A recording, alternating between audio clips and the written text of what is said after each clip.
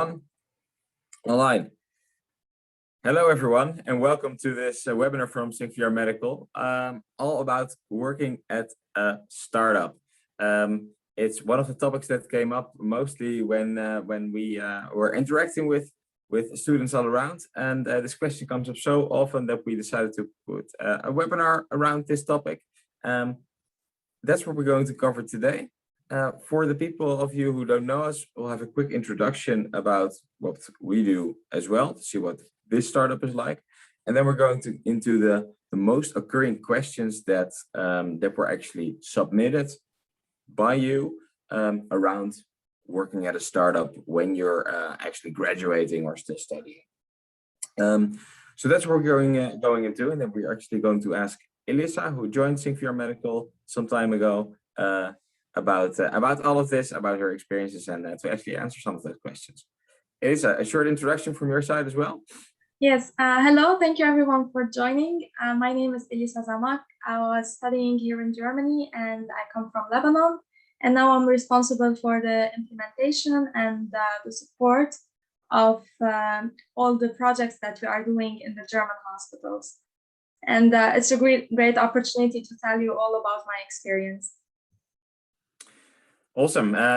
Let's get into it. So also from my side, Floris van der Breggen. So I started SyncVR Medical a few years ago, all with the mission to improve healthcare with virtual reality. So, well, in case you're not familiar with virtual reality yet, these types of headsets, we use those in healthcare to improve, for example, for patients, reduce the pain, but also to train the staff for simulation training.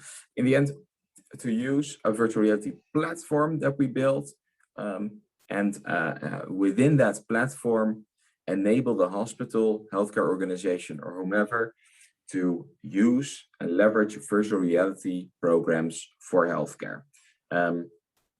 So in that, we aim to be the all-in-one virtual reality solution for a healthcare organization, which you see on this slide. So this includes the central point, the VR app store that we built to have the ability to run all different health-related virtual reality apps within the clinic, but also the hardware, the software that's all around it, as well as the implementation, which is super important, as Elissa mentioned. So yeah, well, that started a number of years ago with a tiny project in a hospital in Rotterdam for oncology patients, cancer patients, just to experiment if virtual reality could have a positive effect on their emotions. And from there on, it kind of went out of hand. And right now we're in the Netherlands, about 70% of the hospitals, rehabilitation clinics, elderly care homes, etc. And last summer we started in Germany as well. So there we're in most of the university hospitals doing certain projects. Well, that's increasing quite a lot, and also in Denmark and in Belgium, by the way. Now, so about this SyncVR App Store, which is kind of the basics of what we do. This is the platform on which all programs of virtual reality in healthcare come together. So, well, you can imagine, just as on a mobile phone or on Netflix, there's a myriad of different options to choose. This is also the case for virtual reality in healthcare. So you would have simulation training for the staff, as well as chronic pain treatments, as well as rehabilitation movement exercises. All these different apps come together in this app store. Not all the apps are developed by ourselves. We actually integrate apps from other parties as well, because for best simulation training might come from India in 5 years. Best mental health VR app may come from China at some point. Then we integrate that into the same app store, and we built this app store, this platform for the healthcare organization to use. Well, in the back there's some technical stuff like, well, seeing how much the devices are being used. Either someone at home rehabilitating with a virtual reality headset, or in the clinic, quite an important technical factor as well as managing the devices. So this is, well, that's just some background about what we do. where virtual reality is being used most in healthcare, just to give you 3 examples, the 3 most important examples: pain, anxiety, and stress management. So for any of you, maybe just put in the chat how many of you have actually never used virtual reality before. If you've never done that, just to explain, once you put on a headset, your brain basically clicks into this different world. That is quite strong in countering pain, anxiety, and stress, because, well, the stimuli that would normally induce this pain, anxiety, and stress are replaced by the stimuli that the virtual reality headset brings. That's why it's so strong in that. Secondly, training and education. As I mentioned, simulation training. Imagine being in virtual reality and having a person in front of you who you have to resuscitate. Much easier to do that in virtual reality than to train on a real person on a super expensive medicine. Thirdly, movement and rehabilitation, also really important. Virtual reality can be super strong in actually, well, stimulating movement, gamified movement exercises, and also then measure the range of motion, etc. So these are 3 cases in which virtual reality is being used. Quite a lot of studies we do there, not important for now, but, well, as you probably know, in healthcare, you need to validate treatments before they actually get into healthcare, into the clinic. So we're taking care of that as well. Then the headsets, I showed it here as well. This is the most common headset that we use. Inside there's 2 lenses. Once you put on the headset, then you're completely immersed into this different world. And this basically was at some point in my life when I tried this. I thought, okay, this could be quite substantial in changing healthcare. Now, to give you a few visual examples of virtual reality use cases. The first one, as I mentioned, pain, anxiety, is stress reduction. Here you see how that's been used for children patients, for example, where the child is completely immersed into this different world, in a hypnotized world, where he or she, well, instead of having a lot of anxiety for the needle procedure, is completely relaxed into this fairy forest, for example, and does not feel even the needle anymore when it comes in. So that's quite a common use case as well. Studies being done around that too. Well, not so important for now. Let's go over it. Well, this is just an image of what that visually looks like, where in virtual reality you would, for example, swim behind this turtle, and funnily enough, the brain at some point just thinks it is underwater, and the voice that guides you towards this is then, well, makes the brain click even further into this other world. In that you really see where a pain score would maybe normally be an 8 in on a scale to 10, now maybe be only a 6. So yeah, going further into that as well, just to give you an overview of what it looks like in a second use case, training and education. So imagine that you have to train as a student or as a nurse how to go about treating a patient. That's what you can do now at home in a virtual reality device, such as this. Statistics show how strong that works on the brain as well. Well, we find that pretty cool. Then thirdly, movement and rehabilitation. So that's the third very occurring use case of virtual reality. For example, last year we started a study to make COVID patients rehabilitate at home. So, well, for people who mentioned in the chat never have been used virtual reality before, shame, because there were actually quite a number of COVID patients now in the Netherlands who have been using virtual reality, of maybe 70 or 80 years old, doing movement exercise and doing their daily rehabilitation at home, and in that recovering much more quickly from COVID than they would normally do. Okay, well, we can go over this. What then do we do? As I mentioned before, the technological part, the VR app store, the headsets, all of that, but then also the implementation around it. So these are two crucial factors in that. Implementation being around the hygiene protocols, all of that super duper important to basically make the healthcare organization not having to worry about all of the difficult parts that come by when you need to embed a new innovation into the healthcare system. We provide that for them. Okay, so that is a quick overview of SyncVR. Hopefully you get some understanding about that, and hopefully also understand that when you build this from scratch, that's quite some work to do, and that has quite some impact on, well, you need very smart people about that with brains, and it has a lot of impact on the brains. Now, what is working at a startup actually like for these brains all being inside the company? We're going into the top 4 most asked questions with a few tips for applying, and also a few tips for when you're actually applying. All right. The first question is a very often occurring one. What will I actually learn when I work at a startup compared to working at a corporate, for example? Elissa, what do you think about this? Well, comparing to working at a corporate, in a startup, you are mostly, first of all, there's no middle management. So you're directly in contact with the founder of the company. So for example, for me, it's Flores that trained me and made sure I know everything around virtual reality. So this is a crucial point in my learning process.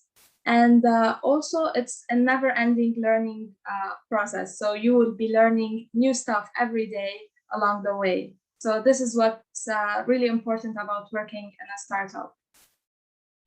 Yeah, agree. Also, well, if you go to the next slide, basically at a lot of companies, when you start there in a junior function, you can call it junior, you'll be taken by the hand by a senior. Well, at a startup, it's more like the following. You are, well, there's of course an onboarding process. Go to the next slide. But there's a mountain to climb, and there's no one carrying you up there. What will you learn is learning how to learn and learning to figure stuff out yourself, to be able to actually take that freedom to take on a mission. So what Elissa is doing right now, which is taking on the mission of becoming the largest virtual reality platform in Germany, that is not something that she will be taken by the hand with. She's actually figuring out how to do that herself, and that is quite a big learning opportunity to see how can I go over that market instead of someone who hands you the plan for that. So that's one important thing. Second thing, about the money. Will I be broke? Elissa, what do you think about this? Well, of course, the money is not as much as when you are working in a corporate, but you can consider it as an investment in yourself, because all this knowledge and skills that you are acquiring will eventually let you land a better position in the future. So also all this innovation and this opportunity to learn all of these things, you should consider it as an investment into your skills and into your knowledge. Yeah, agree. If we also go to the next slide and we see the statistics, indeed, the salary in small companies on average is much lower than it is in larger companies. However, indeed, this is something you need to figure out for yourself. For me, in the first year of founding this company, 1.5 years actually, didn't even pay myself any salary just to make sure I could care for the company. Yeah, I survived that year, and I'm now super happy to have done that. It also makes you think, what do I actually need in terms of salary? So yeah, that's an important point as well. Yeah, Elissa, I'm glad you're still alive. Will I get a burnout? Well, working at a startup is of course a lot of effort, because you have to invest your time into it and put effort into it, but it's just like working in any job where you have all this responsibility. So it's really important that you make it clear how you want to organize your time, since working at a startup is mostly flexible and you can work from home. And most of all is to really set up a work-life balance in order to not get a burnout. Yeah, and this is the case, of course, in any type of job. How does this compare to for example, Goldman Sachs, which you see on the next slide? This is quite striking, where mental health issues are quite prevalent. Now, what is interesting here, at those types of companies, they work much longer hours than in at startups. The main difference actually would not be the number of hours, but the actual freedom and responsibility and the why behind it that it takes. So why I can already work quick and where I can work for quite long hours for such a long time, for many years already, it's because I am on a mission to change healthcare for the better. And I'm not doing it because there's some boss telling me that I need to do it. And that is, I think, quite a big difference in working at a startup and then working at a company in actually motivation behind it. And through that also, experiencing stress. Fourth question, why should I join a startup instead of actually starting my own startup? Well, in my opinion, there's a lot of things that you should learn before actually taking the step into starting your own startup. So, of course, in the future, I might start my own startup company. But for now, I think I'm missing so much skills and knowledge. And this is what SyncVR is teaching me. Yeah, really cool. Also, in the next slide, you see from a study, the success rate of startups when the founder has startup experience. This is something crucial. If you have a super good idea, a super good startup idea, definitely pursue it. But if you don't have the winning idea, a winning team, a paying customer already, it might be better to actually improve your skill set before, after a year or 5, start your own company. Okay, so tips before applying. A few questions to ask yourself before you apply for a startup. Very crucial. We see this going wrong a lot. Do I actually like the culture? Is the way that people behave within the company and the type of people in there, is that aligning with how I like to behave? Secondly, you have to ask yourself, is the industry where the startup in, does that actually interest me? Have I always liked the car industry? And well, then definitely don't join the cosmetics industry. Pretty important. And then lastly, maybe even the most important one, how would I actually spend my days? For at SyncVR, for example, well, we're a lot in hospitals and we're a lot traveling around in trains. And if you don't like traveling and being in hospitals, then definitely don't work at SyncVR, for example. These three questions, ask those to yourself. But then also, when you're actually applying, ask questions to the company. Where does the company think it will stand in 1 year, in 3 years, in 5 years? Is there a vision around that? Of course, every startup just plans maybe 6 or 12 months ahead, but is there an idea for where to go? Then secondly, what are the growing opportunities? And then specifically ask, how have certain roles changed in the past 12 months, in the past year? Are those changes so substantial that you have a feeling that you can grow? That is super important. Hey, with that, also we want to close off this this webinar. Well, if you got interested into joining SyncVR as well, just check out these websites, or even get in touch. If you have more questions about all of this, well, we're going to a Q&A session right after this in the chat. But you can also email them if you don't want to have everyone read it. And then just get in touch with me or with Elisa. As on the next slide, you will see our email addresses and phone numbers.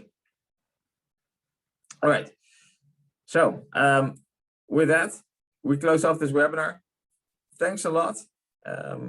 We hope you enjoyed it, and well, can consider your choice for working at a startup or working at a regular company. You do that in a much better way now. If you're interested, get in touch at SyncVR as well. Interested in your questions. And now let's go into the Q&A session. Thanks everyone. And if you can make it for the Q&A session, cheerio.